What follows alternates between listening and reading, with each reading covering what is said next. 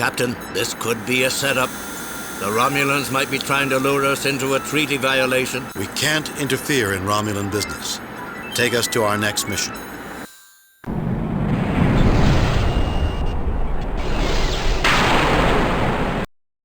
If you have encountered them, it may be in both of our interests to exchange information. Spock, transmit all we know about the Brassica to the Romulans. Thank you, Captain.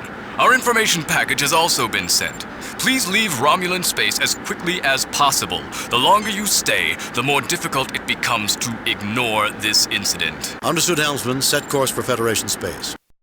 Captain, a cursory glance at the Romulan information package indicates their data is nearly useless. We've been had, sir. This day is not going well. Brassica?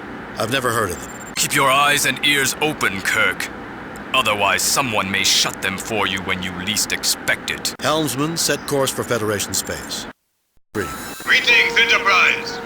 Welcome to Atobus. I am Captain Klarr. What are you doing here? Given that the disputed planet Atobus has not yet been awarded to either side, we have as much right to be here as you. I do hope you understand that an alien vessel in our neutral zone is a matter of legitimate concern. I apologize if it seems confrontational. This is not the time for battle. I mean only to defend Klingon interest. Diplomatically, if possible. That is sufficient for a formal introduction.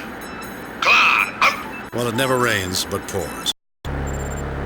I take it that this is not your vessel.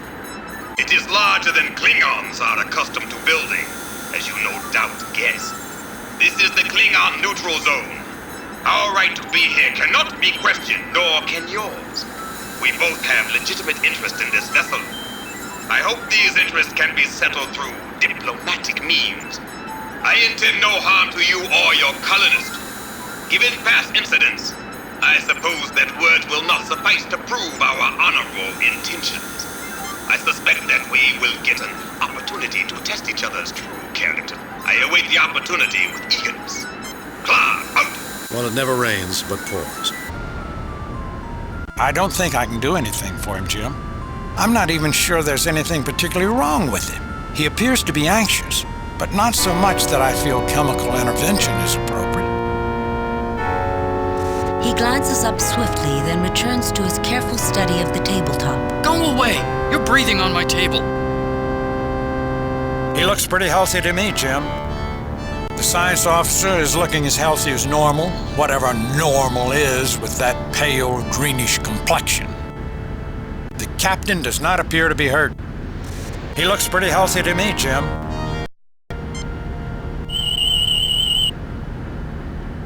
A shining example of perfect health. What do you expect of someone with that green excuse for blood in his veins? He's under slight stress, but otherwise in good health. That slight headache is really nothing. I just need a little rest when I have time. The nervous youngster flinches away. You are of the dark, are you? But you can't hurt me. Not while the lights are on. I'm not afraid of you. I'm not. Doesn't do anything special for me, Captain. Rexzala Jut Mathdinga Watamanana, Jagarok Nu Ditiava Marinki Jawakabalam, Kenawa Tromaman, Ionomaskala Erjoro. I think our universal translator needs a bit more work on the phonetic system. I believe it has found the proper lexicon. Try it again. Big-tailed baby antelope stew. High temperatures badly burn the red wine sauce, so carefully watch the stewing juice at least 5 times in the cooking cycle. I didn't know you had a green thumb, Jim. I'm from Iowa, Bones. We've been farmers for centuries.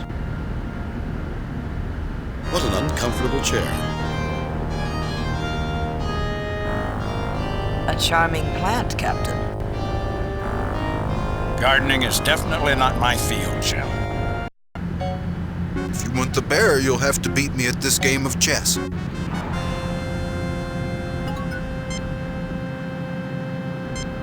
Jim, this isn't funny. Watch out, Gormagon! They're up to no good. Watch out, Brackaback. They're up to no good.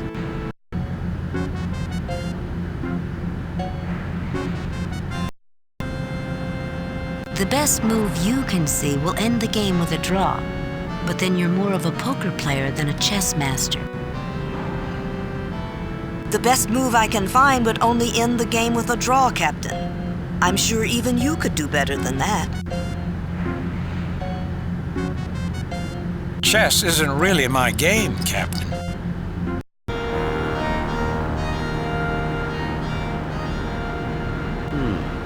It's taking a little time for the Universal Translator to work.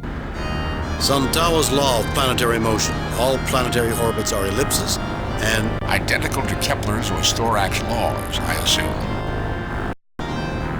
Methinks you peasants should know your place and speak only when royalty speaks first to you. We acknowledge your obeisances, but you be not more than a jumped-up merchant. Think you money might buy position? Little man, get away from our royal personage!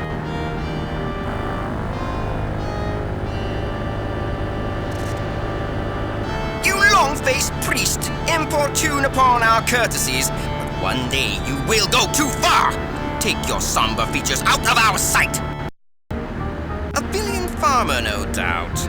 Were we not gracious, you would be executed for your insolence, you low-born bumpkin! Surely you have royal blood flowing in your veins? Bloodlines do not dictate who we listen to. We weigh a person's worth by their actions. My leader here is Captain Kirk, an admirable man. Speak with him. Pah! What heresy! I won't have anything to do with any of you! Royalty recognizes royalty, does it not? Look on me and decide for yourself. You will know. Oh, I am so glad to find another of royal blood! It's taking a little time for the Universal Translator to work. The great horned oxen bellowed as the moons eclipsed. The shining willow palms shuddered in the smoke. You can never really do justice to poetry if you try to translate it literally.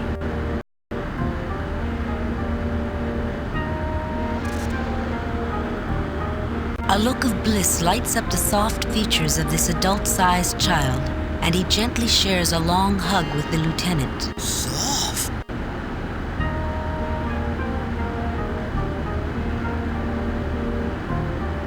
Captain, there's nothing I can do for this individual with what I'm carrying with me. This is hardly more than a first aid kit, and I would be very uneasy medicating people of an alien race about which I know so little.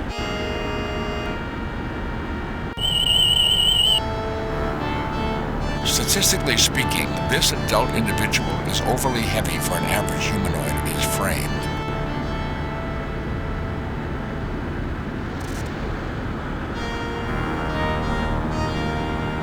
Nice.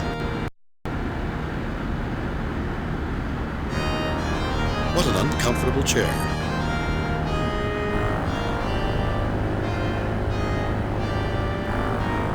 This chair is a great way to set off an attack of sciatica, Jim.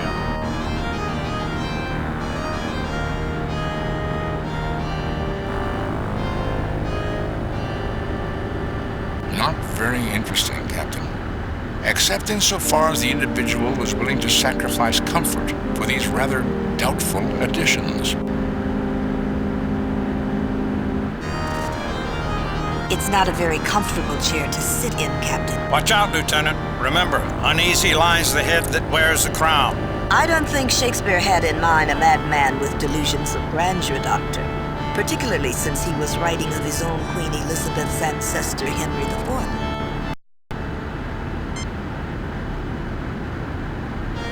A tearful Jakesy shies away in an obvious display of fear. Captain Kirk, put that away right now.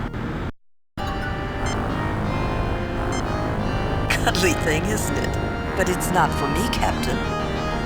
I'm sure it's a very huggable bear, Captain. But I am a Starfleet officer. The Vulcan arches an eyebrow. Regressing, are we?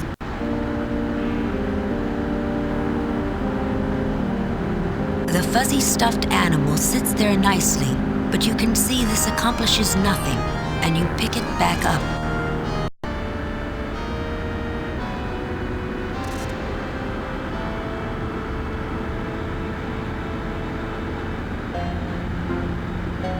The elderly alien blinks as he awakens, and then scowls furiously. You, the jumped-up merchant, bothering me again?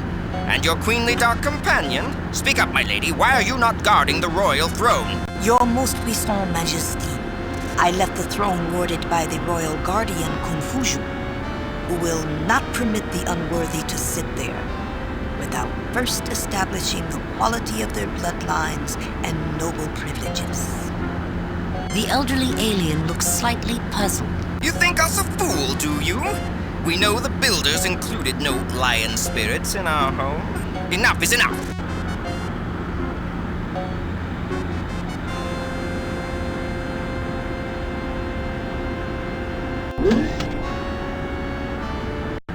The elderly alien blinks as he awakens, and then scowls furiously. You, the serf farmer, bothering me again? And your queenly dark companion? Speak up, my lady! Why are you not guarding the royal throne? Your most, as a queen in my own right, I do not act according to your wishes. However nobly inspired, my royal brother, I'm sure you understand. The elderly alien looks slightly puzzled. Of course! We have underestimated you, O Dark Queen, having not gotten enough rest. But there is the tawdry truth behind the apparent glory of rulership. We are forever at the beck and call of those we rule and love. Even now, we must be away to attend to other duties which call us. The elderly alien blinks as he awakens, and then scowls furiously. You, the long-faced priest, bothering me again? And your queenly dark companion? Well, speak up, my lady! Why are you not guarding the royal throne? The elderly alien blinks as he awakens, and then scowls furiously. We left you to guard our throne, to prevent the lowborn from usurping our place in our absence. What have you to say for yourself? How sweet. However, you get the distinct feeling that if you leave it here, someone will take it. No telling who. Hi there, I'm Captain James T. Kirk of the Starship Enterprise. Who are you? I'm called Maul. My son is Stambob, and I failed him. I feel so badly. I'm a terrible mother. The woman's eyes brim with tears, and she can't continue the conversation. Are you feeling all right, ma'am? Can you tell me what the problem is? I'm a bad mother. I tried to do right, get him what he wants and needs. I'm just so depressed. Everything died. Who died? What died? I'd like to help if I can. I did it. I'm a bad person. Killed all the plants, and now they don't produce anymore. I'm not worthy to have a good son like him. A mother's job can be difficult. I'm sure you did your best for your son. Would you care to tell me about him? Little Stam. Ma'am, hold on to this idea. It may not be your fault at all. We'll try to help. You have my word. The woman's eyes brim with...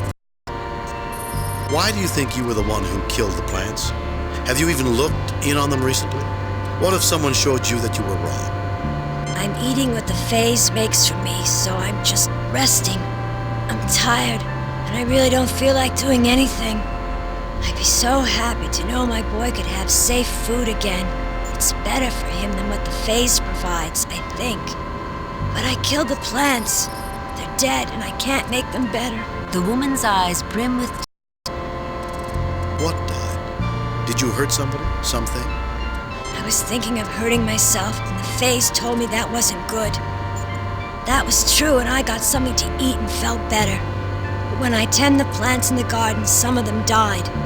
The ones that give fresh fruit. You didn't mean to kill the plants, did you? No, of course not. Before Tuscan ruined the reader in the Phays oratory, I read about those plants. They need phosphorus, nitrogen, ammonia, and calcium compounds to grow their best. Something's wrong now. I think that's how I killed them. Plants aren't getting fertilized, and I don't know how to fix it. The woman's eyes brim with tears. Where did you find this? I know Jakesy misses it. He hasn't had it for a long time. He needs more hugs than anybody, poor fellow. And while this is a poor substitute for a real hug, it's better than nothing. The Klingon officer looks at you with something approaching pity. The Klingon sneers at you with unmistakable disdain.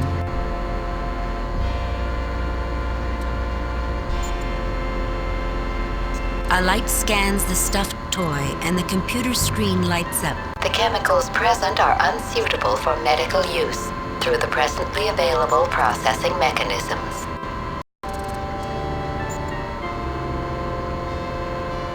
You can't get the bear to sit upright and quickly stop trying when you notice Captain Klarr shaking his head in disbelief. A light scans the bear, and, after a protracted pause, a mechanical arm pushes it onto the floor where you retrieve it. Evidently, there are some things the machine cannot process into a food box meal. Captain Kirk, your behavior puts a lie to the moralizing self-righteousness you are so well known for. You see, Captain Klarr, it is as the Council has warned. These Federation rats are never to be trusted to act in a civilized manner. Being born on Earth in an agricultural district has prepared you to recognize when certain plants are not thriving. That definitely describes these plants, not thriving. The stems are shrunken, the leaves yellowish, and many have fallen off. The plant clearly tried to set some kind of fruit, but the little blackish-green balls couldn't possibly qualify as becoming anything edible in the foreseeable future. These plants do not appear to be particularly healthy, Captain.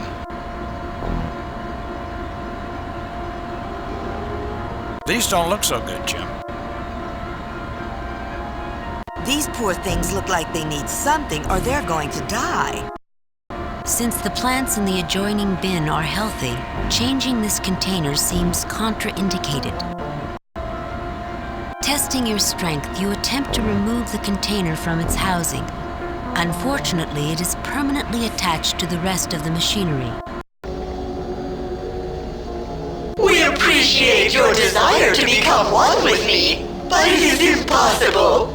Despite what you may think, this is no short route to Godhead. I would not appreciate that, albeit that it would do no significant harm. The terminal is already destroyed, sir.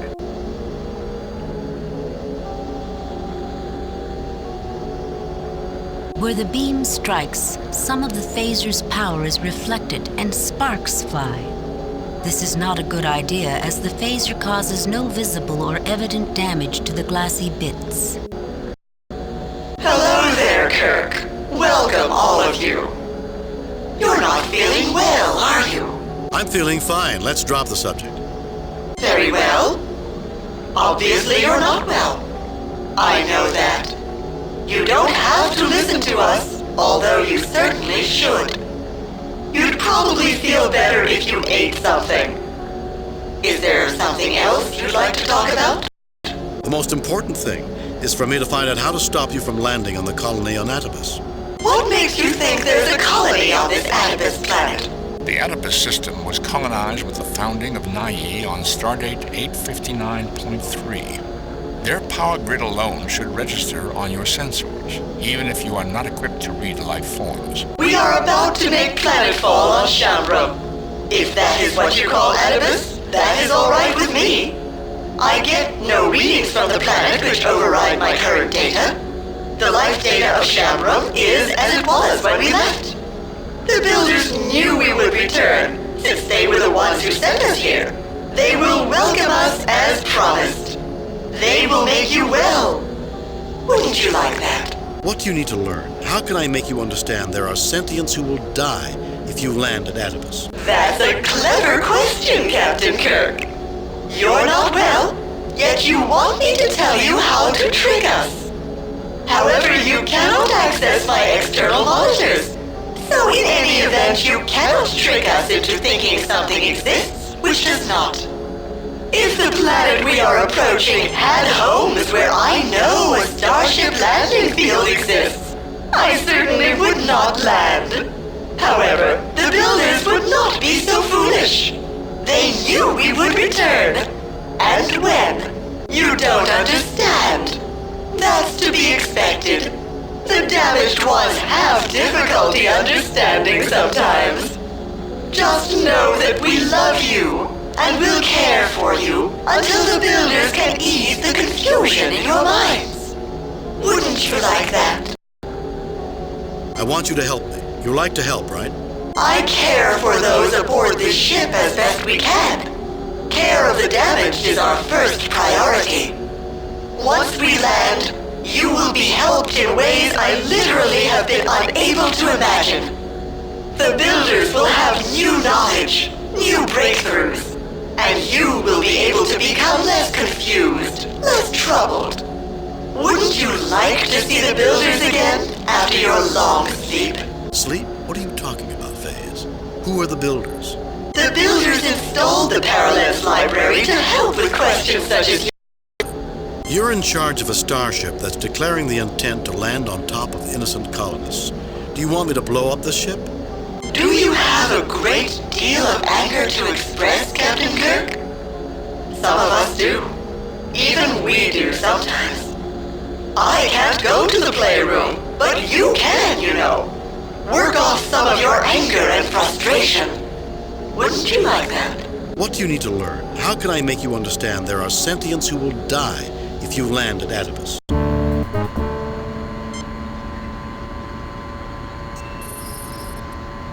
A light scans the blocks and the computer screen lights up. The chemicals present are unsuitable for medical use through the presently available processing mechanisms. This constellation of chemicals, heated in an appropriate medium, would supply appropriate fertilizing nutrients to growing plants.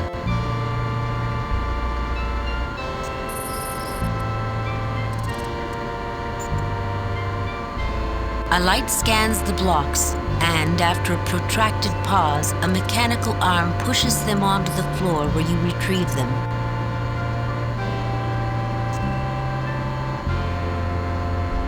You arrange the blocks on the table in some nice patterns. Captain Kirk, is anything being accomplished by doing this? Sorry, Captain, but I think you should save them for your children. Your juggling skills aren't that spectacular, to judge by the looks you're getting from the other members of the crew. These look like Jakesy's blocks. Thanks, but I gave them up a few years ago. The Vulcan raises an eyebrow fastidiously.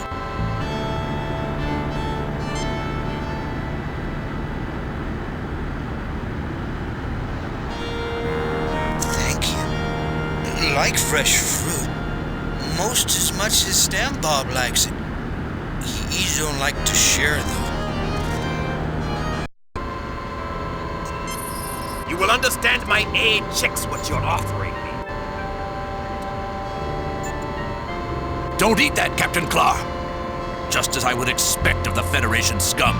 They're trying to drug you into insensibility. He quickly scans the box, then refuses it, his lip curling in disdain. I do not wish to share food with humans or Vulcans. Especially that food. I'm not really hungry, Captain. I am not really hungry, Captain. I'm not really hungry, Captain. I think you'll want to hang on to that particular food box. After all, I saw how much extra tranquilizer you added to it. His strength appears to be very impressive, Captain. I do not think I could win in a hand-to-hand struggle. Looks too healthy for me to be willing to cross him. I can be quick and charming, Captain, but I don't believe I can take on this big fellow. Are you out of your gourd, Jim? That hulking brute will rip your limbs off. I don't want to fight you. Got no reason to. You stay away from my brother. What do you want with him? Do you want to fight? I love a good fight. Looks more healthy than most of these folks, Jim. Let's just say I don't care to get into a dust-up with him. Captain, I think there must be some other way to achieve what we're trying to do here. The lens slips easily into the terminal's reading port and the screen activates. Compassion. The name of a Cetic-class starship. The name signified the compassion for the travelers, all of whom were diagnosed with life quality inhibiting disorders of Class 3 or higher. After a full generation of debate on ethics, a consensus opinion was reached, the so-called Diagi decision. Final planned destination of the Compassion was a return to Shambrum in 4 generations. Compassion, Diagi decision.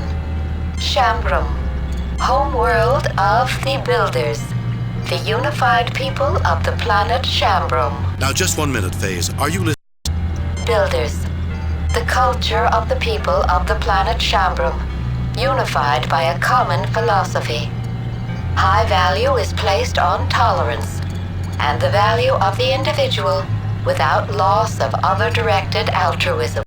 Technology, a broad term encompassing all practical methods of achieving life quality altering objects, processes, and events. Now, just 1 minute, Phays. Are you listening?